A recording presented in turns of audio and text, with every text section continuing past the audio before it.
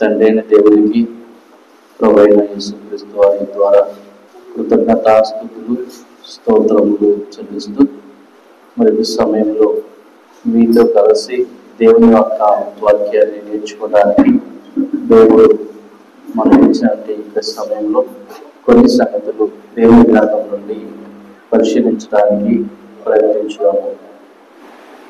సరే, మంచిది. మరి ఈ సమయంలో దేవుని గ్రంథం నుండి యోగా రాసిన పత్రిక మనం చదువుకుంటూ అందులో అంటే ఒక విషయాన్ని గురించి మనం మాట్లాడుకుందాం. యోగా పత్రిక 1వ వచనం నుండి 3వ వచనం మనం చదువుకుందాం.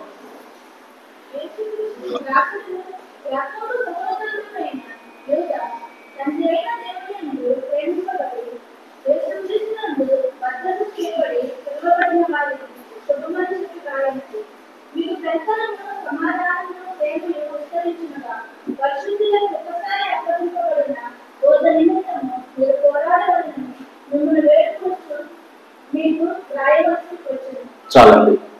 ఈ వచనాల్లో మనం చదువుతున్నప్పుడు ఈ పత్రిక ఎవరు రాశారు, ఎవరికి రాశారు, దేని గురించి రాశారు, ఎవరు రాశారండి? యోగా గారు. యోగా అంటే యేసుక్రీస్తు వారిని అప్పగించినటువంటి యోగానా? మరి ఎవరు?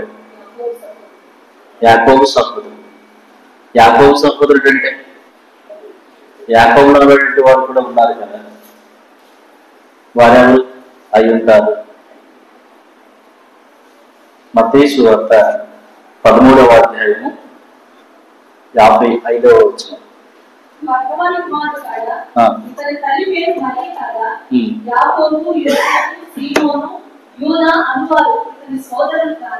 చాలండి. ఇప్పుడు చదవబడిన వచనం నుండి ఈ యోగా ఎవరై ఉంటారు? యేసుక్రీస్తు వారి యొక్క స్వయాన తమ్ముడు, యేసుక్రీస్తు వారి యొక్క సొంత తమ్ముడు, మరియా కుమారులలో మరి ఒక కుమారుడు. యేసుక్రీస్తు వారు మొదటిగా పుట్టాడు. తన తర్వాత ఇంకా 4 కుమారులు పుట్టారు, కుమార్తెలు కూడా పుట్టారు. వారిలో ఒక కుమారుడు యూదా. అందుకని యోగా పత్రిక రాసినప్పుడు తన గురించి పరిచయం చేశాడు. యేసుక్రీస్తు దాసుడును యాకోబు సహోదరుడైన యోగా. ఓకే, రాసిన వ్యక్తి ఎవరో మనకి అర్థమవుతుంది. ఎవరికి రాశాడు? పిలువబడిన వారికి, యేసుక్రీస్తు నందు భద్రపరచబడిన వారికి, యేసుక్రీస్తు నందు భద్రము చేయబడి పిలువబడినటువంటి వారికి రాశాడు. దేని గురించి రాశాడు చెప్పండి? దేని గురించి రాశాడండి? మనం ఎవరికైనా ఫోన్ చేస్తామంటే సందర్భం ఉంటుంది కదా, ఒక విషయం ఉంటుంది కదా, రక్షణ గురించి. ఇంకా దానిలో చదివి చెప్పండి. బోధ నిమిత్తము. బోధ నిమిత్తం ఏం చేయాలన్నాడండి? పోరాడాలి. బోధ గురించి పోరాటం ఎందుకండి? సహజంగా మనం పోరాటాలు చేస్తూ ఉంటాం కదా అనేక సందర్భాల్లో. మన వస్తువు ఇంకొకరు ఆక్రమించుకున్నప్పుడు, స్వాధీనం చేసుకున్నప్పుడు, దొంగిలించినప్పుడు అది నాది నాది అని పోరాటం చేస్తూ ఉంటాం. అలాగే అనేక సందర్భాలలో అనేక వ్యక్తులతో పోరాటాలు చేస్తూ ఉంటాం. అయితే ఈ యోగా గారు ఏ విషయంలో పోరాటం చేయమన్నాడు? ఏ విషయం అండి? బోధ విషయంలో పోరాటం చేయాలి. అంటే బోధ అంతా ప్రాముఖ్యమైనటువంటిది, బోధ ఎంతో ప్రాముఖ్యమైనటువంటిది కాబట్టి బోధ విషయమై పోరాటం చేయండి. ఈ బోధ ఎన్నిసార్లు అప్పగించబడిందట? ఎన్నిసార్లు అండి? ఒక్కసారి అప్పగించబడిన బోధ. ఒక్కసారి అప్పగించబడిన బోధ. ఎంతమందికి? ఎన్ని ప్రాంతాల వారికి? దేవుని చేత పిలువబడిన వారు ఏ ప్రాంతంలో ఉన్నారో, దేవుని చేత పిలువబడిన వారు ఎంత మంది ఉన్నారో అందరికీ కూడా ఒక్కసారి అప్పగించబడినటువంటి బోధ. అందరికీ ఒక్కసారి అప్పగించబడినటువంటి బోధ. మనుషులు మారుతూ ఉండొచ్చు, తరాలు మారుతూ ఉండొచ్చు, పరిస్థితులు మారుతూ ఉండొచ్చు, ప్రదేశాలు మారుతూ ఉండొచ్చు, కానీ బోధ మాత్రము మారదు. పిలువబడిన వారందరికీ ఒక్కసారి అప్పగించబడింది. 2 సార్లుగా 3 సార్లుగా అప్పగించబడి ఉంటే ఇది 2వ బోధ, అది 3వ బోధ, ఇది 2వ రకం, అది 3వ రకం చెప్పడానికి అవకాశం ఉంటుంది. మనం బైబిల్ చదువుతూ ఉంటాం. యోహాను రాసిన మొదటి పత్రిక, 2వ పత్రిక, 3వ పత్రిక అలా చదువుతూ ఉంటాం. యోహాను గారు 3 పత్రికలు రాశారు. ఒకసారి రాశాడా? లేదు, 3 సార్లు రాశారు. కాబట్టి మొదటి పత్రిక, 2వ పత్రిక, 3వ పత్రిక అలా మాట్లాడుతూ ఉంటాం. కానీ బోధ విషయంలో ఎన్నిసార్లు అప్పగించాడు? ఒక్కసారి అప్పగించాడు. ఆ బోధ ఎవరి నుండి ఎవరికి, ఆ బోధ ఏమై ఉన్నది అనే సంగతులు మనం జాగ్రత్తగా ఈ గ్రంథం నుండి నేర్చుకుని ఉన్నాం. ఆ సంగతులే మనం జ్ఞాపకం చేసుకుంటూ ఉన్నాం. ఒక్కసారి అప్పగించబడిన బోధ విషయమై మీరు పోరాడాలి అంటున్నారు అంటే బోధ ఏమై ఉంటది? మార్పు వచ్చేసి ఉంటది. అంతేనండి. ఒక్కసారి అప్పగించబడిన బోధ విషయమై మీరు పోరాడాలి అంటున్నాడు అంటే ఆ బోధలు అక్కడ ఏదో కన్ఫ్యూజ్ చేసేసారు. బోధన ఏం చేశారు? అక్కడ మార్చేశారు. ఏ కాలంలో మార్చేసి ఉంటారు? ఏ కాలం అండి? యేసుక్రీస్తు ఉన్నటువంటి దినాలలోనే మార్చేశారు. కాబట్టి ఆయన తమ్ముడు పత్రిక మళ్ళీ రాశారు. యేసుక్రీస్తు వారిని చూసి, ఆయన అద్భుత కార్యాలు చూసి, ఆయన ప్రసంగాలు చెవులారా విని, అలాంటి దినాలలో కూడాను బోధను మార్చి వేశారు. కాబట్టి యోగా గారు ఏం చేస్తారంటే యేసుక్రీస్తునందు భద్రపరచబడి దేవుని చేత పిలువబడినటువంటి వారికి బోధ విషయమై పోరాడాలి అని నీకు వ్రాయించున్నాను. రోమిలకు రాసిన పత్రిక 16వ అధ్యాయం 17వ వచనం చదవండి.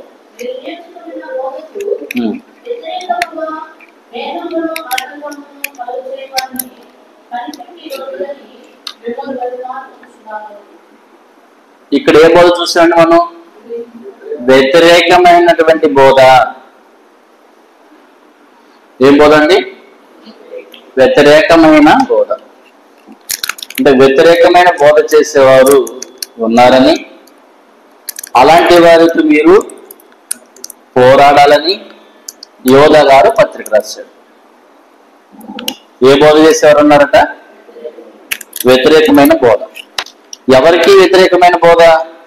దేవుడు అప్పగించబడినటువంటి బోధకు వ్యతిరేకంగా బోధించినటువంటి సాహస వీరులు ఉన్నారు కదండి. ఉన్నారండి, ఉన్నారు. కాబట్టి యోధా గారు ఆ పత్రికను ప్రత్యేకంగా రాశాడు. వ్యతిరేకం అంటే ఇంగ్లీష్లోనే అర్థమవుతుంది, ఆపోజిట్. అంటే దేవుడు ఏదైతే అప్పగించాడో దానికి వ్యతిరేకముగా బోధ చేస్తూ దేవుని యొక్క పరిచర్య చేస్తున్నాము అనుకునే పరిచారకులు ఆనాటి దినాలలో కూడా ఉన్నారు.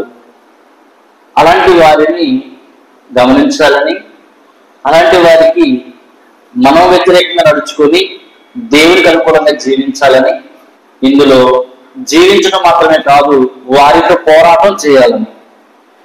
వారితో చేయాలా? సహజంగా మనం ఏమనుకుంటాం, ఎవడట చేసుకుంటే మనకెందుకు, వాడి విశ్వాసం వాడిది, మన విశ్వాసం మనది అని అనుకుని సమర్థించుకుని వెళ్ళిపోతాం మనం కదా. దేవుని సేవకులుగా మనం ఉంటూ మనకు తెలిసిన విషయాలు మనం బోధిస్తూ ఒకరు తప్పుగా బోధించే వారు ఎవరైనా ఉన్నా వారి విశ్వాసం వారిది, వారి జ్ఞానం వారిది అని సమర్థించుకుని వెళ్ళిపోతాం. వీలైతే కొన్నిసార్లు హెచ్చరిక చేస్తాం, అది కూడా కాకపోతే వదిలేసి వెళ్ళిపోతాం. అలా వదిలేటి కరెక్ట్ అంటారా? కరెక్టేనా?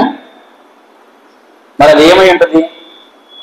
ఒక వ్యక్తి తప్పు చేస్తున్నాడన్న సంగతి తెలిసి ఉండి కూడా సమర్థించుకొని వారిని విడిచిపెట్టి వెళ్ళిపోవటం ఏమై ఉంటుంది చెప్పండి? వాక్య ప్రకారంగా చెప్పండి ఏం బ్రదర్? పాపము. మేలనేది చేయనరిగియో అంటే అది పాపమేనా? ఒకవేళ నేను తప్పుగా మాట్లాడేస్తాను అనుకోండి, ఇప్పుడు ఎక్కడుండో వచ్చాడు, ఏం గౌరవించాలి కదా అని చెప్పేసి మీరు సమర్థించు వదిలేస్తారండి. మీరేం చేసినట్లు? అంతేనా? దేని ప్రకారం? వాక్య ప్రకారం. కాబట్టి యోధా గారు కూడా ఏం చేస్తున్నారంటే, మీరు క్రీస్తునందు భద్రం చేయబడి ఉన్నారు, ఓకే, దేవుని చేత పిలువబడిన వారు, ఓకే, అయితే మీరు చేయవలసింది ఏంటి? పోరాటం. ఏ విషయంలో పోరాటం చేయాలి? భౌతికమైన ఆస్తుల గురించి కాదు, భౌతికమైన హక్కుల గురించి కాదు, బోధ గురించి పోరాటం చేయాలి అని ప్రత్యేకంగా ఈ పత్రిక రాశాడు. అందుకని పౌలు గారు ఏం చేస్తున్నాడంటే, ఈ రోమలో ఉన్న వారితో మాట్లాడుతూ వ్యతిరేకమైన బోధ ఉంది, ఈ విషయం మీరు జాగ్రత్తగా ఉండాలని నేను బ్రతిలాడుకుంటూ ఉన్నాను అన్నాడు. రోమాలో ఉన్న వారితో మాట్లాడుతున్నప్పుడు అక్కడ ఉన్నటువంటి సందర్భాలు ఏంటి అసలు? రోమా పత్రిక దేని గురించి ఎక్కువ రాశాడు? దేని గురించి రాస్తుంటాడండి? ధర్మశాస్త్రము, ధర్మశాస్త్రము, ధర్మశాస్త్రము, ధర్మశాస్త్రం. ప్రతి అధ్యాయంలో ధర్మశాస్త్రం అనే పదాన్ని కోట్ చేస్తే మాట్లాడతాడు కదా. అంటే దేని గురించి మాట్లాడతాడు ఆయన? ధర్మశాస్త్రాన్ని గురించి మాట్లాడుతూ ఉన్నాడు. ధర్మశాస్త్రం వలన ఏ మానవుడు కూడా నీతిమంతుడిగా తీర్చబడు అనేటువంటి సంగతి గ్రహించాలి. ధర్మశాస్త్ర ప్రకారంగా ఇశ్రాయేలీలు దేవుని ఆరాధించారు, ఓకే, కరెక్టే. ఆ విధానంలో నువ్వు ఆరాధన చేస్తావా? ఈ రోజున నువ్వు నీతిమంతుడు కాదు. అదేంటండి? ధర్మశాస్త్రం దేవుడిచ్చింది కాదా? అవును, దేవుడిచ్చిందే. దేవుడిచ్చినదే అయినప్పటికీ కూడాను దేవుడు క్రీస్తుని పంపించినప్పుడు ఒక ప్రత్యేకమైన బోధను తెలియజేశాడు. క్రీస్తుని పంపించినప్పుడు క్రీస్తు ద్వారా ఏం తెలియజేశాడు? ఒక బోధన తెలియజేశాడు. దాని గురించి బోధించాలి, దాని ప్రకారంగా దేవుణ్ణి ఆరాధన చేయాలి, దాని ప్రకారంగా దేవునికి మనం కానుకలు ఇచ్చినా ఏం చేసినా దేవునికి సంబంధించే ప్రతి కార్యం, ఓకే. కాబట్టి ఇక్కడ రోమలో ఉన్న వారితో ధర్మశాస్త్రం గురించి ఆ ప్రజలు మాట్లాడుతున్నప్పుడు దానికి ఆ క్రీస్తు వారి యొక్క బోధ అనేటువంటిది అనుకూలంగా ఉండదు. ఏ వ్యక్తి అయినా నీతిమంతులుగా తీర్చబడాలంటే క్రీస్తునందలి విశ్వాసం మూలమనే నీతిమంతులుగా తీర్చబడతాడు. 5వ అధ్యాయం 1వ వచనంలో మాట్లాడుతుంటాడు రోమీయులకు రాసిన పత్రిక 5వ అధ్యాయం 1వ వచనం. ఇలాగున నేను వీటన్నిటి గురించి వివరించట్లేదు, కానీ పరిచయం మాత్రమే చేస్తున్నాను. గమనించట్లేదు. ఈ రోజున బోధలు రకరకాలుగా ఉన్నాయి. ఆ బోధలు దేవుని గ్రంథంలో నుండి ఆ విధానం గురించి మాట్లాడుతున్నాను. వాటి గురించి వివరించటం లేదు నేను. ఒకటేంటి? వ్యతిరేకమైన బోధ. రెండవది కొరింథీయులకు రాసిన 2వ పత్రిక 2వ అధ్యాయము 17వ వచనం.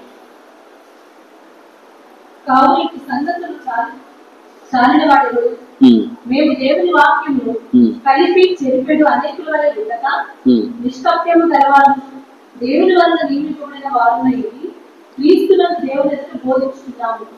చూడండి, కలిపి చెరిపెడు బోధ.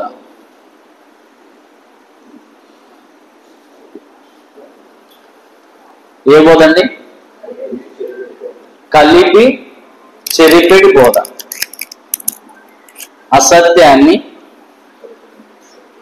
సత్యానికి కలిపితే సత్యం ఏమవుతుంది?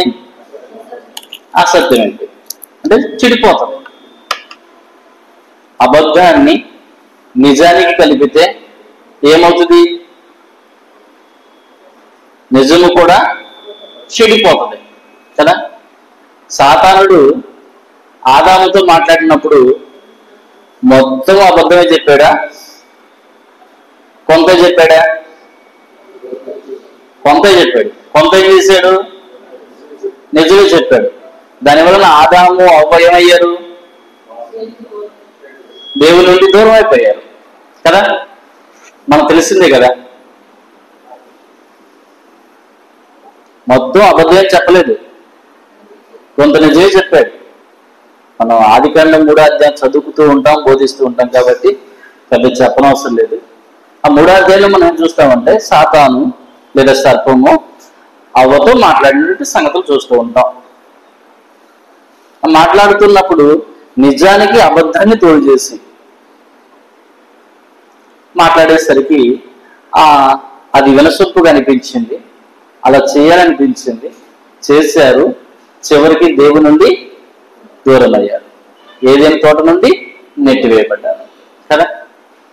అలాగనని మనం బోధించేటువంటి విధానంలో కూడా ఆనాటి దినాల్లో ఎవరున్నారని చెప్తున్నాడు?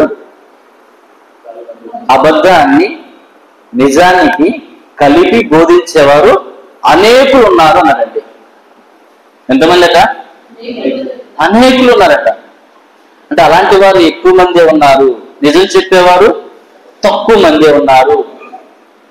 నిజం చెప్పేవారు తక్కువ మంది, అబద్ధం చెప్పేవారు ఎక్కువ మంది. ఎప్పటి కాలంలో? అపోస్తులులో ఉన్నటువంటి కాలంలోనే. ఎవరున్న కాలంలో? అపోస్తులు ఉన్నటువంటి కాలంలోనే కలిపి చెరిపేటట్టు బోధ చేసేవారు అనేకులు ఉన్నారు. కాబట్టి బోధ విషయంలో చాలా జాగ్రత్తగా ఉండాలి అని ఆ యొక్క పత్రికల్లో మనం చదువుతూ ఉన్నాం. సరే,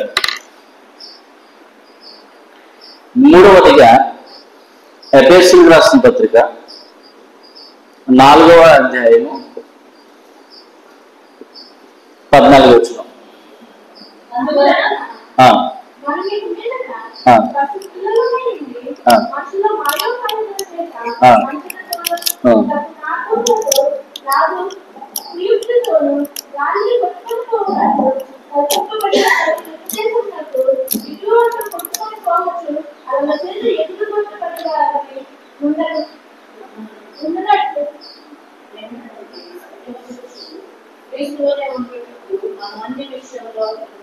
చలండి, ఇక్కడ ఏ ఉపదేశం చెప్పాడండి? కల్పింపబడిన ఉపదేశము. ఏ బోధన అండి? కల్పించబడినటువంటి బోధ. జాగ్రత్తగా గమనించండి. కలిపి చెరిపేటి బోధకు కల్పించినటువంటి బోధకు ఉన్న వ్యత్యాసం ఏంటి? అసలు ఏమీ లేదు, దేవుడేం చెప్పలేదు. దేవుడేం చెప్పకపోయినప్పటికి కూడాను దేవుడు ఏదో నాకు ప్రేరేపణ కలుగు చేశాడు, ఇది నిజము అని కల్పించినటువంటి బోధలు చేస్తూ మనుషులు ఏం చేస్తున్నారంట? మనుషులు ఏం చేస్తున్నారు? మనుషులను మోసం చేస్తున్నారండి, మాయ చేస్తున్నారండి. అర్థమవుతుందండి? కల్పించబడిన ఉపదేశాలు అంటే దేవుడు ఏం చెప్పలేదు, దానికి లేఖనాల్లో పాత నిబంధనలో కానీ క్రొత్త నిబంధనలో కానీ ఆధారాలు ఏముండవు. పాత నిబంధనలు చూసినా ఉండవు, క్రొత్త నిబంధనలు చూసినా ఉండవు. అసలు ఏమి లేనప్పటికీ కూడాను వారికి దేవుడు ప్రేరేపించినట్లు, ఇది చెప్పమని నన్ను పంపించినట్లు అలాగున చెప్పి మనుషులు మాయం చేసేటువంటి వారు ఉన్నారు. దీనివల్ల వారు అవుతున్నారంటే ఇటు అటు తిరుగుచు వీరికి విశ్వాస జీవితాన్ని కోల్పోతున్నటువంటి పరిస్థితులు ఏర్పడుతున్నాయి. అలాగే జీవించడం వలన చివరికి వారు దేవుని యొద్ద నుండి అగ్నిగుండమైనటువంటి ప్రతిఫలాన్ని పొందుకోవాల్సిన పరిస్థితి ఉంది. కాబట్టి మీరు బోధ విషయంలో చాలా చాలా జాగ్రత్తగా ఉండాలి అని పౌలు గారు ఏం చేస్తారంటే ప్రతి పత్రికలో కూడా రాస్తా ఉన్నాడు. రోమాలో ఉన్న వారితో మాట్లాడుతున్నాడు, కొరింథీలో ఉన్న వారితో మాట్లాడుతున్నాడు, ఎఫెసీలో ఉన్న వారితో మాట్లాడతాడు, గలతీలో ఉన్న వారితో మాట్లాడతాడు. తాను రాస్తున్నటువంటి ప్రతి పత్రికలో కూడాను బోధన గురించి తప్పనిసరిగా చెబుతూనే వచ్చాడండి. కాబట్టి మనం వాక్యం చదువుతున్నప్పుడు ఆ యొక్క పదాలు మనం అనేక సార్లు చూస్తూ ఉంటాం. అయితే మనకున్నటువంటి సమయాన్ని బట్టి ఏం చేస్తామంటే చదువుతాం కానీ అన్నిటి మీద దృష్టి పెట్టాం, అన్నిటి నోట్ చేసుకోలేకపోతుంటాం. మనకున్న పరిస్థితులను బట్టి కానీ సమయాన్ని బట్టి కానీ ప్రతి పదం కూడా మనకు అవసరమైనటువంటిది, ప్రతి పదము అవసరమైనటువంటిది. కనుక పిల్లరా ఇక్కడ మనం ఏం చూస్తామంటే కల్పింపబడిన బోధ చేసేటువంటి వారు ఉన్నారు. నాలుగవదిగా ఇది రోమా పక్కన రాసుకున్నా సరిపోతుంది. గలతీ 1:6 వచనం చదవండి.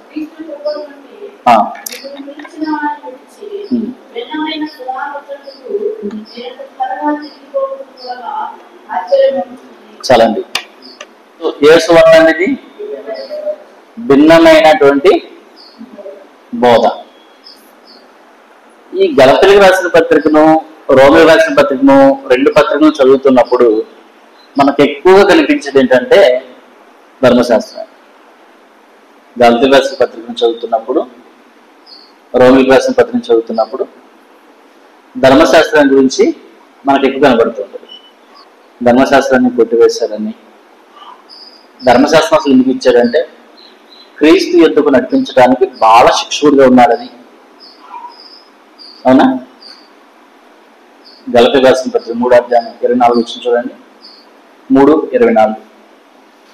కాబట్టి మనము విశ్వాసం మూలంగా నీతిమంతులుగా తీర్చబడినట్లు క్రీస్తునందు మనము నడిపించుటకు ధర్మశాస్త్రం మనకు బాల శిక్షకుడయ్యాడు. చాలా ధర్మశాస్త్రం అనేది ఎందుకు ఉందట? బాల శిక్షకుడుగా ఉంది. బాల శిక్షకుడు అంటే అంగన్వాడీ స్కూల్ ఉంది. అది దేనికి ఉపయోగం? ఫస్ట్ క్లాస్లోకి వెళ్ళిన తర్వాత తను ఎలా ఎదగాలో అదంతా కూడా ట్రైన్ అప్ ఇవ్వడానికి అంగన్వాడీ స్కూల్.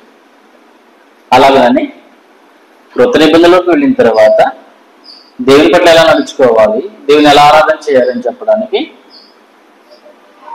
ధర్మశాస్త్రం. దేవునికి వ్యతిరేకంగా నడుచుకుంటే ఎలాంటి పనిష్మెంట్ ఉంటుంది అని చెప్పడానికి ధర్మశాస్త్రం. ఇలాగ సమాజంతో ఎలా నడుచుకోవాలని చెప్పడానికి ధర్మశాస్త్రం, తల్లిదండ్రులతో ఎలా నడుచుకోవాలని చెప్పడానికి ధర్మశాస్త్రం, పొరుగు వారితో ఎలా నడుచుకోవాలనేది చెప్పడానికి ధర్మశాస్త్రం. ఓకే, అలాగున ఈ యొక్క గలతీలకు రాసిన పత్రికలోను, రోమిలకు రాసిన పత్రికలోను మనం చదువుతున్నప్పుడు ధర్మశాస్త్రాన్ని కూర్చున్నటువంటి వచనాలు మనకు ఎక్కువ కనబడుతూ ఉంటాయి. అయితే పౌలు గారు గలతీ ప్రాంతానికి వెళ్ళి వారికి బోధించినప్పుడు, సత్యాన్ని గురించి తెలియజేసినప్పుడు చాలా మంది విశ్వసించారు, మార్పు చెందారు. పౌలు గారు వెళ్ళిపోయిన తర్వాత మరలా ఎవరో వచ్చారు, వచ్చి ఏం చేశారు? భిన్నమైన బోధ చేశారు. ఆ భిన్నమైన బోధ అంటే అసలు ఎప్పుడు విన్న బోధ అంటే కాదు, కానీ క్రీస్తు సువార్తను చెరపగూడి వేరొక సువార్తను వారికి ప్రకటించారు. అంటే దేవుని వాక్యాన్ని జ్ఞాపకం చేశారు, దాని లేదు కొంచెం వ్యతిరేకమని చెప్పారు. అలాగే రోమాలో కూడా భిన్నమైన, వ్యతిరేకమైన అనే రెండు పదాలకి ఒకటే ఆన్సర్, అర్థం. కాబట్టి ఆ రెండు ఒక చోట రాసుకోవడం మనకు ఒక పదంగా, ఒక పాయింట్గా చేర్చుకోవడానికి అవకాశం ఉంది. తర్వాత మనం చూస్తున్నప్పుడు తిమోతికి రాసినటువంటి 2వ పత్రిక 4వ అధ్యాయం 4వ వచనం చూద్దాం.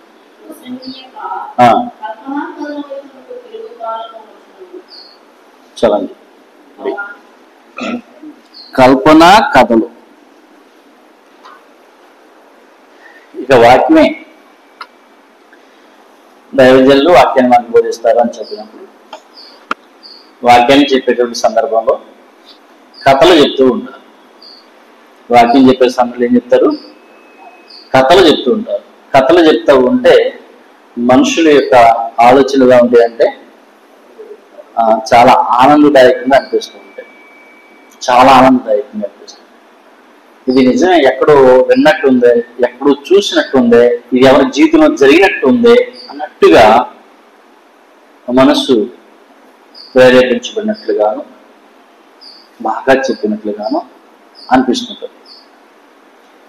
ఒక వ్యక్తి విశ్వాసాన్ని పొందాలి అంటే, ఒక వ్యక్తి విశ్వాసాన్ని పొందుకోవాలి అంటే ఎవరి గురించి వినాలని చెప్పాడు? క్రీస్తుని కూర్చున్న మాట వలన మీకు విశ్వాసం కలగాలి అని చెప్పాడు. కాగా వినుట వలన విశ్వాసం కలుగును, వినుట క్రీస్తుని కూర్చున్న మాట వలన విశ్వాసము కలుగును అని రోమా 10:17 మనం చాలాసార్లు చదివి ఉంటాం, బోధించుంటాం కదా. ఇప్పుడు క్రీస్తు వైపు నడిపించాలా, చెప్పేవాని వైపు నడిపించుకోవాలా? క్రీస్తు వైపు నడిపించాలి కదా. కాబట్టి మనం ఎవరి గురించి చెప్పాలి? క్రీస్తు వైపుకే చెప్పాలి, క్రీస్తు గురించి చెప్పాలి, క్రీస్తు వైపుకే నడిపించాలి. ఒకవేళ మన వైపు నడిపించుకున్నాం అనుకోండి, అది దేవునికి సంతోషం మాత్రమో కాదు. గల్తీలు రాసిన ప్రతి 1వ అధ్యాయం 8 మనం ఆలోచన చదువుకుంటాం. 6 నుండి 10 వరకు మనం చదువుతున్నప్పుడు మనము దేవుని సంతోషం కట్టుకూరుచున్నావా, మనుషుల దయని సంపాదించుకుని కూర్చున్నావా? నేను ఇప్పటికీ మనుషుల దయని సంపాదించుకుని వాడనైతే క్రీస్తు దాసుడు కాకయే పోదును అన్నాడు.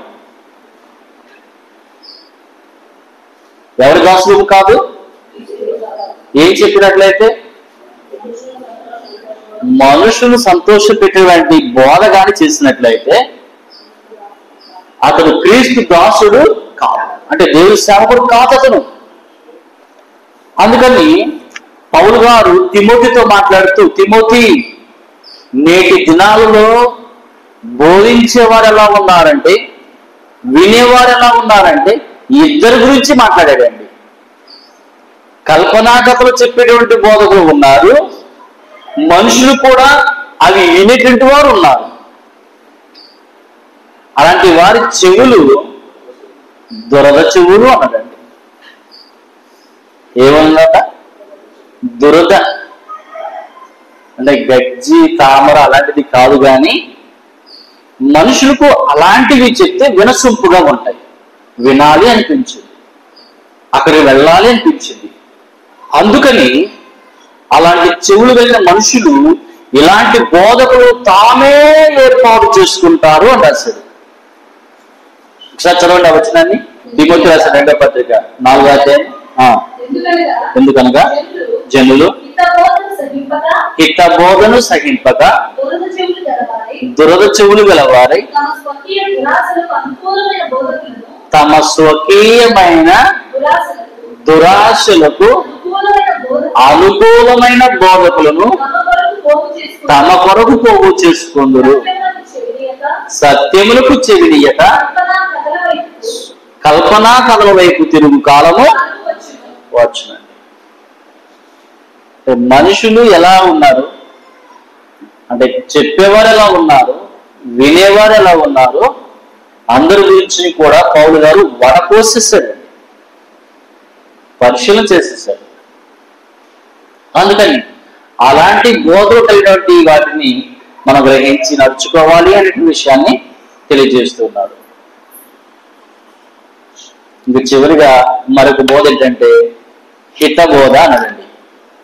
ఏంటది హితబోధ అంటే? 4వ అధ్యాయము 3వ వచనం. హితబోధ అనండి. హితబోధ అనేటువంటిది ఆరోగ్యకరమైన బోధ. ఆరోగ్యం అంటే దేనికి సంబంధించండి? శరీరానికి సంబంధించా, విశ్వాసానికి సంబంధించా? దేనికి సంబంధించండి? విశ్వాసానికి సంబంధించి, శరీరానికి సంబంధించి కాదండి. శరీరానికి సంబంధించి కాదు. మీ విశ్వాసము ఆరోగ్యకరముగా ఉండటానికి, మనకి విశ్వాసము బలవంతముగా ఉండటానికి, మన విశ్వాసము ప్రబలం అవ్వటానికి మంచి బోధ ఏంటయ్యా అంటే హిత బోధ అనండి. ఆ బోధను ఒక్కసారి అప్పగించాడు. అర్థమవుతుందండి? ఆ బోధను ఒక్కసారి అప్పగించాడు. ఆ బోధ ఏంటి? ఒక్కసారి అప్పగించబడినటువంటి బోధ. ఒక్కసారి అప్పగించబడినటువంటి బోధ ఏంటి? లోకాసు వార్త 4వ అధ్యాయము 43వ వచనం. లోకాసు వార్త 4వ అధ్యాయము 43. నేను ఇతర పట్టణములలోను దేవుని రాజ్య సువార్తను ప్రకటింపవలెను. ఇందు నిమిత్తమే నేను పంపబడినని వారితో చెప్పాను. చాలా దేవుని రాజ్య సువార్త. ఏ సువార్త అండి? దేవుని రాజ్య సువార్త. ఈ వచనాన్ని కొంచెం జాగ్రత్తగా మనం చూద్దాం. ఆయన అంటే ఎవరు? యేసుక్రీస్తు వారు. నేను ఇతర పట్టణంలోనూ దేవుని రాజ్య సువార్తను ప్రకటింపవలెను. ఇందు నిమిత్తమే నేను పంపబడితిని. అంటే పంపినటువంటి ఆయన ఒక ఆయన ఉన్నాడు, వచ్చినటువంటి ఆయన ఇంకొక ఆయన ఉన్నాడు. వచ్చిన ఆయన ఎందుకు వచ్చాడో చెప్పాడు. ఎందుకు వచ్చాడట? దేవుని రాజ్య సువార్తను ఈ ప్రాంతంలోనే కాదు ఇతర ప్రాంతాలలో కూడా ప్రకటించాలి. అంటే ఏ ప్రాంతానికి వెళ్ళిన బోధ మారకూడదు. ఏ ప్రజల్లోనికి వెళ్ళినా బోధ మారకూడదు. జాగ్రత్తగా గమనించాలి. ఈ దేవుని రాజ్యము గురించి బోధ ఎవరెవరు చేశారు అంటే ఫస్ట్ గా బాప్తిస్మం ఇచ్చి యోహాను బోధించాడు. అవునండి. మత్తయి సువార్త 3వ అధ్యాయం 1వ వచనం చదువుకుంటాం. పరలోక రాజ్యం సమీపించినది, మారు మనస్సు పొందండి అని యోదయ అరణ్యములలో ప్రకటించుటము మొదలుపెట్టేశాడండి. తర్వాత ఈ బోధ బోధించడానికి యేసుక్రీస్తు ఏం చేశాడు? ఆయన వచ్చిన దీనికోసమే కదా. దీనికోసం వచ్చి ఆయన ఏం చేశాడు? యోహాను దగ్గరికి వెళ్ళి బాప్తిస్మం పొందుకున్నాడు. యోహాను దగ్గరికి వెళ్ళి బాప్తిస్మం పొందుకున్నాడు. ఇదేంటి? అసలు నేను నీ దగ్గర బాప్తిస్మం పొందవలసి ఉంటే నీవు నా దగ్గర బాప్తిస్మం పొందడానికి వచ్చావేంటి అని ఆయన వైపు నివారించి చూశాడట యోహాను గారు. అప్పుడు యేసుక్రీస్తు వారు అన్నాడు, నీతి యావత్తు ఎలాగూ జరగవలసినది ఇప్పటికెలాగూ కానీ అని బాప్తిస్మం పొందేశాడు. ఒకటి. బాప్తిస్మం పొందిన తర్వాత ఏం చేశాడు? 40 దినాలు ఉపవాసం నుండి ఆయన బలాన్ని పొందుకున్నాడు, శోధనలను జయించాడు. 40 దినాలు ఉపవాసం ఉంటే శరీరం బలహీనం అయిపోతుంది, కానీ ఆత్మ బలపడుతూ ఉంటది. అలాగే బలమును పొందుకున్నాడు. తాను సాతాను శోధనను జయించి తదుపరి సువార్త ప్రకటించడం ప్రారంభించాడు. మత్తయి సువార్త 3వ అధ్యాయము 16 నుండి 4వ అధ్యాయం 17 వచనం వరకు మనం 3 సంగతులు చూస్తాం. మత్తయి సువార్త 3వ అధ్యాయం 16 నుండి 4వ అధ్యాయం 17 వరకు 3 సంగతులు చూస్తుంటాం. ఒకటి, బాప్తిస్మం పొందడం. 2, శోధింపబడటం. 3వది సువార్త ప్రకటించడం ప్రారంభించారు. అంటే దీనిలో మనం ఏం చూస్తామంటే బోధ చేయడానికి కూడా కొన్ని క్వాలిఫికేషన్ ఉన్నాయి. బాప్తిస్మం పొందాలి. బాప్తిస్మం పొంద కూడా బోధ చేయొచ్చు అంటే చేయకూడదు. బాప్తిస్మం పొందాలి. తర్వాత బాప్తిస్మం పొందితే సరిపోద్దా? అతడు సహనపరుడై ఉండాలి. సమస్యలను జయించినటువంటి సహనము గలవాడై ఉండాలి. అది చూపించాడు ఆయన సాతాను చేత శోధన వచ్చినప్పుడు. నిజంగా మనకు కూడా తెలుసు, దేవుని నమ్మక ముందు మన జీవితం ఒకలా ఉంటది, నమ్ముకున్న తర్వాత మనకు వచ్చే సమస్యలు మరోలా ఉంటాయి. దేవుని నమ్ముకున్న తర్వాత మనకి జీవితంలో అనేక సమస్యలు చోటు చేసుకుంటూ ఉంటాయి. ఇప్పుడు వీటన్నిటిని బట్టి మనం లోకపరంగా జయించాలా, వాటిని దైవపరంగా జయించాలా అంటే దైవపరంగా జయించాలి. సహనము చేత, ప్రార్థన బలము చేత జయించుకుంటూ ముందుకు వెళ్ళాలి. ఈ క్రమంలో యేసుక్రీస్తు వారు జయించిన తర్వాత సువార్త ప్రకటించడం ప్రారంభించారు. 17వ వచనంలో, 4వ అధ్యాయము 17వ వచనం. అక్కడ చదవండి. 4:17 వచనం.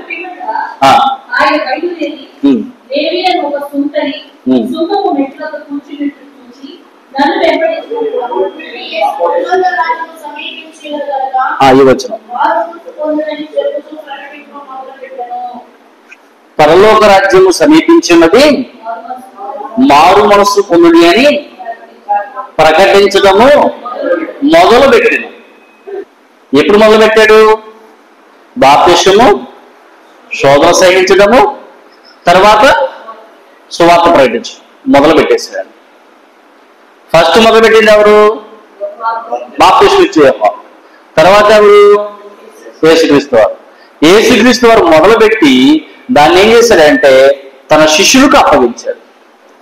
మత్తయి సువార్త 10వ అధ్యాయము 7వ వచనంలోను, లోకా సువార్త 10వ అధ్యాయం 7వ వచనంలోను మనం చూస్తున్నప్పుడు ఆయన ఆ పనిని ఏం చేశాడంటే తన శిష్యులకు అప్పగించెను. ఒకసారి చూడండి, చలండి. యేసుక్రీస్తు వారు 12 మంది శిష్యులను ఏర్పాటు చేసుకుని మీరు ఆ ప్రాంతాలకు వెళుతూ స్వస్థతలు చేయుడి, దయ్యాలు పట్టిన వారిని కూడా దయ్యాలను వెళ్ళగొట్టండి, ఇవన్నీ చేస్తూ దేవుని రాజ్యము సమీపించి ఉన్నది అని ప్రకటించండి అని చెప్పాడు. 12 మందికి అని చెప్పాడు. లోకా సువార్త 10వ అధ్యాయంలో 70 మంది శిష్యులకు కూడా అదే చెప్పాడు. యేసుక్రీస్తు వారి శిష్యులు ఎంతమంది అండి? 70 + 12 82. 82 మంది శిష్యులు కూడా ఆయన చెప్పిన పని ఏంటి అంటే దేవుని రాజ్యము సమీపించున్నది లేదా పరలోక రాజ్యము సమీపించున్నది అని ప్రకటించటము వారికి నేర్పి పంపించడండి. మనము 4 సువార్తలు చూస్తూ ఉన్నప్పుడు 4 సువార్తలు సుమారుగా 100 సార్లు పైనే దేవుని రాజ్యము, పరలోక రాజ్యము అని సంబోధించబడుతుంది. యేసుక్రీస్తు వారు ప్రత్యేకంగా మాట్లాడినటువంటి మాటలు దేవుని రాజ్యం గురించి ఒక్క మత్తయి సువార్తలోనే క్రీస్తు వారు మాట్లాడినంత వరకు 46 చోట్ల 28 అధ్యాయాల్లో 46 చోట్ల యేసుక్రీస్తు వారు దేవుని రాజ్యమని, పరలోక రాజ్యమని దాని గురించి మాట్లాడతాడు. మనకు తెలుసు మత్తయి సువార్త 13వ అధ్యాయంలో ఉపమాన రూపంలో చెప్పుకుంటూ వచ్చాడు. దేని గురించి ఉపమానం అని? దేని గురించి అండి? దేవుని రాజ్యం గురించి, పరలోక రాజ్యం గురించి. పరలోక రాజ్యము ఆ పుల్లని పిండిని పోలి ఉన్నది అంటాడు. పరలోక రాజ్యము ఆవు గింజను పోలి ఉన్నది అంటాడు. పరలోక రాజ్యము వలను పోలి ఉన్నది అంటాడు. పరలోక రాజ్యము ముత్యములను వెతుకుచున్నటువంటి మంచి వర్తకుని పోలి ఉన్నది అంటాడు. ఇలాగున పరలోక రాజ్యము అని ఒక మత్తయి సువార్త 13వ అధ్యాయంలో 7 సార్లు చెప్పేశారు. అంటే ఒక్కసారి అప్పగించబడిన బోధ దేని గురించి చెప్పండి? పరలోక రాజ్యం గురించే చెప్పాడండి. అది ఆరోగ్యకరమైన బోధ. అవునండి. పరలోక రాజ్యం గురించి పౌలు గారు మాట్లాడుతూ రోమిలికి రాసిన పత్రిక 14వ అధ్యాయం 17వ వచనం చదవండి. దేవుని రాజ్యము ఏమైనదండి?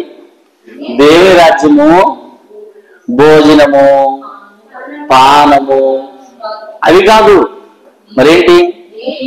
నీతియు సమాధానమును పరిశుద్ధాత్మ అందరి ఆనందమునై ఉన్నది.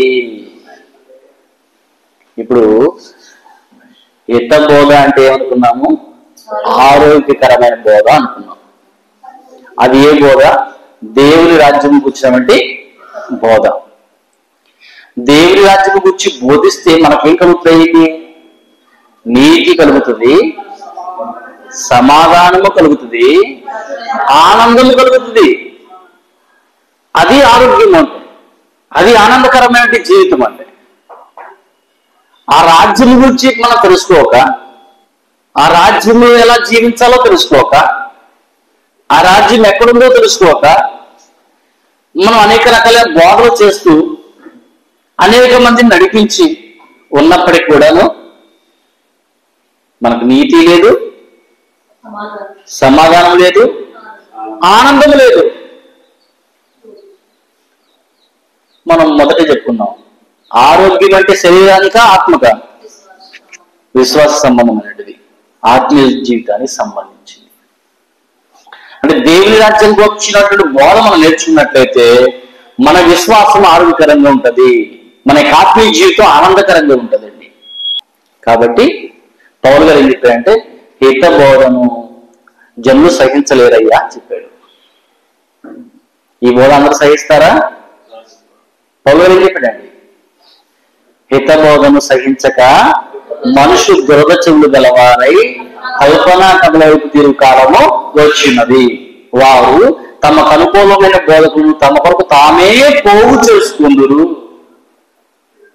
కానీ దానివల్ల ఏమి లేదు?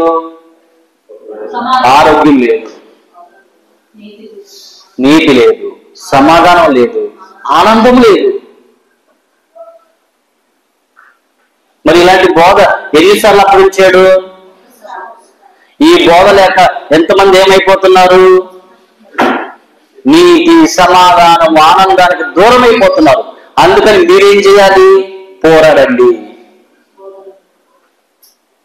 మీరు దేవుని యందు భద్రం చేయబడి ఉన్నారు, దేవుని చేత పిలువబడి ఉన్నారు.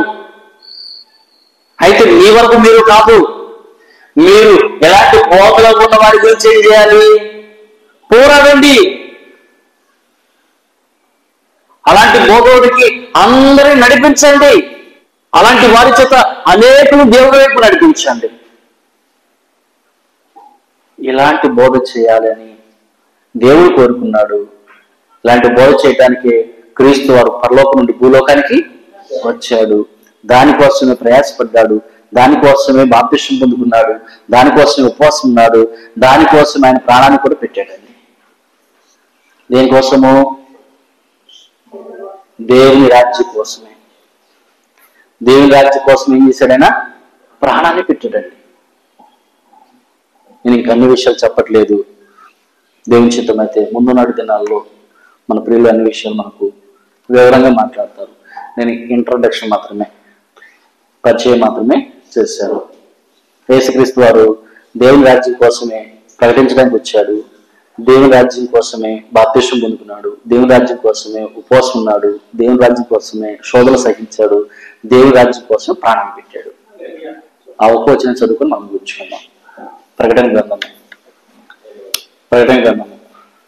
5వ అధ్యాయం 9వ వచనం. మరియు దాని ముద్రను తీసి ఆ గ్రంథము విప్పుటకు యోగ్యుడైన వాడెవడని బలిష్ఠుడైన ఒక దేవదూత బిడ్డగా ప్రచురింపబడుతుంది. అయితే పరలోకమందు గాను భూమి మీద గాను భూమి క్రింద గాను ఆ గ్రంథము విప్పుటకైనను చూచుటకైనను ఎవరికీ శక్తి లేకపోయెను. ఆ గ్రంథము విప్పుటకైనను చూచుటకైనను ఒక్క నిమిషం అండి, 9వ వచనం మొత్తం దాని గురించే 9వ వచనం రండి క్లుప్తంగా. నీవు వధింపబడిన వాడపై నీ రక్తమిచ్చి ప్రతి వంశములను ఆయా భాషలను మాట్లాడేవారును ప్రతి ప్రజలను ప్రతి జనములను దేవుని కొరకు మనుషులను కొని మా దేవుని వారిని ఒక రాజ్యముగాను యాజకులుగాను చేసుకోవడం. చాలండి. రాజ్యముగాను అనే పదాన్ని అండర్లైన్ చేసుకోండి. నీ రక్తం ఇచ్చి అనే పదాన్ని అండర్లైన్ చేసుకోండి. ప్రతి ప్రజలోను ఆయా భాషలు మాట్లాడేవారును ఆయా దేశాల వారిలోను అన్నాడు. మనం చదువుకున్న వచనంలో గమనించండి. ఆయన రక్తం ఇచ్చి ఏం చేశాడంటే ఆయా భాషలు మాట్లాడే వారిలోను, ఆయా దేశాల వారిలోను, ఆయా ప్రజల్లోనూ మనుషులను కొన్నాడు. ఏం పెట్టి? రక్తం ఇచ్చి కొని ఈ మనుషులందరినీ ఏమన్నాడు? ఒక రాజ్యము అన్నాడు. ఎవరికి రాజ్యము? మా దేవునికి. ఉందా పదం? మా దేవునికి వారిని ఒక రాజ్యము అన్నాడు. చాలండి. ఇప్పుడు దేవుని రాజ్యాన్ని దేంతో కొన్నాడు? ఎక్కడెక్కడ కొన్నాడు? ఈ యావత్ భూమి మీద ఉన్న ప్రజలందరిలోనూ. అర్థమవుతుందండి? అంటే ఆయన రక్తము దేనికోసం చిందించాడు? దేవుని రాజ్యం కోసం. అర్థమవుతుందండి? అంటే ఆయన రాజ్యాల గురించి బోధించడానికే ఈ లోకానికి వచ్చాడు. బోధించడానికి ముందు బాప్తిస్మం పొందుకున్నాడు, శ్రమలను సహించాడు, దానికోసం ప్రాణం కూడా పెట్టి చనిపోయి తిరిగి లేచి మళ్ళీ రాజ్యాల గురించి బోధించి పరలోకానికి వెళ్ళిపోయాడు. వెళ్తా వెళ్తా కూడా ఆ సంగతి చెప్పాడండి. అపోస్తల కార్యము 1వ అధ్యాయము 3వ వచనము. అపోస్తల కార్యము 1వ అధ్యాయము. ఆయన శ్రమపడిన తరువాత 40 దినముల వరకు వారికి అగపడుచు దేవుని రాజ్య విషయములను గురించి బోధించుచు అనేక ప్రమాణాలను చూపి వారికి తను తాను సత్యములుగా కనబరుచుకొనెను. చాలు. అంటే చివరికి కూడా దేని గురించి బోధించాడు ఆయన? ప్రారంభం దేని గురించి? అర్థమవుతుంది? దేవుని రాజ్యం గురించి అంటే బోధ, హిత బోధ. ఆ బోధ తెలుసుకుని ఆ దేవుని రాజ్యంలో ప్రవేశిస్తే అతడు నీతి, సమాధానము, ఆనందాన్ని పొందుకుంటాడు. అందుకని పౌలు గారు కూడా ఏం చెప్పారంటే, అయ్యా దేవుని రాజ్యంలో ప్రవేశించడం అంటే అనేక శ్రమలు పొంది ప్రవేశించాలి. నేను వెళ్తాను ఊరికి వెళ్ళటం కాదు. అపోస్తలుల కార్యం 14వ అధ్యాయము 22వ వచనం. అపోస్తలుల కార్యం 14వ అధ్యాయం 22వ వచనం. విశ్వాసమందు నిలకడగా ఉండవలెనని అనేక శ్రమలను అనుభవించి మనము దేవుని రాజ్యంలో ప్రవేశింపవలెనని వారిని హెచ్చరించింది. చాలా. పౌలు గారు శిష్యులు బాగు చేశారు. అయ్యా మనం దేవుని రాజ్యంలో ప్రవేశించడం అంటే అంత సుఖమైన జీవితం కాదది. అనేక శ్రమలను పొంది మనం అందులో ప్రవేశించాలి అన్నాడు. ఆయన ఏ శ్రమ పొందుకున్నాడు అక్కడ? ఆ అధ్యాయం 19 మనం చదువుకున్నప్పుడు రాళ్లతో కొట్టి చనిపోయినని ఊరు వెలకుకి ఈడ్చేశారండి. ఎవరిని? పౌలు గారిని. ఆ శ్రమలు పొందుకున్న తర్వాత ఈ మాట చెప్తున్నాడు.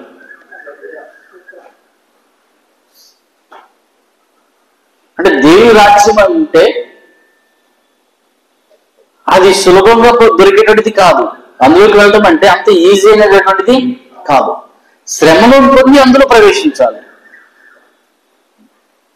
ఈ రోజున మన యొక్క విశ్వాస జీవితాలను కూడాను మన వాక్యానుసారంగా పరిశీలన చేసుకుంటూ ఆనాడుటువంటి బోధ గురించి మనం ఆలోచిస్తూ మనం వీటిలో ఏ బోధ కలిగి ఉన్నాము, ఏ బోధ ప్రకారం జీవిస్తున్నాము అనేటువంటిది నేను మిమ్మల్ని మీరు పరిశీలన చేసుకుంటూ మనందరం కూడా ఒకరిని ఒకరు హెచ్చరిక చేసుకుంటూ దేవుని యొక్క పనిలో నమ్మకమైన, బలమైన, స్థిరమైనటువంటి పరిచారకుగా పనిచేయాలని ప్రభు పేట మిమ్మల్ని అందరూ కూడా వేడుకుంటూ నన్ను హెచ్చరిక చేసుకుంటూ నాకు అవకాశాన్ని కల్పించేవంటి అధ్యక్షుల వారికి, మరి నన్ను ఇక్కడికి తీసుకొచ్చినటువంటి ప్రియులు అశోక్ గారికి, అశోక్ గారి యొక్క బృందానికి కూడా ప్రత్యేకమైన వందనములు తెలియజేస్తూ ఈ మాటను ముగిస్తా ఉన్నాను.